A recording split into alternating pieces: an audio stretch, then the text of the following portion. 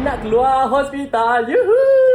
Tu tak mandi lagi. Mandi kat rumah je lah ya. Bye tempat tidur. Bye-bye. Bye-bye. Bye-bye. Bye-bye.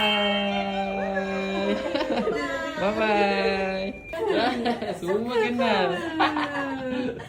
Suka ke? Dah balik? Suka lah balik. Ya, ya.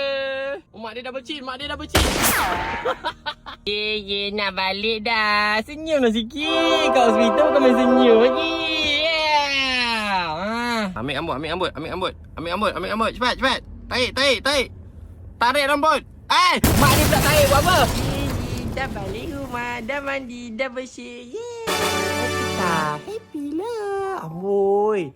Bukan main lagi. Tengok. Kena makan ubat tau. Jangan nangis-nangis makan ubat nanti. Kaku. Makan kaki lagi. Hai, kena makan ubat. Bukan makan kaki.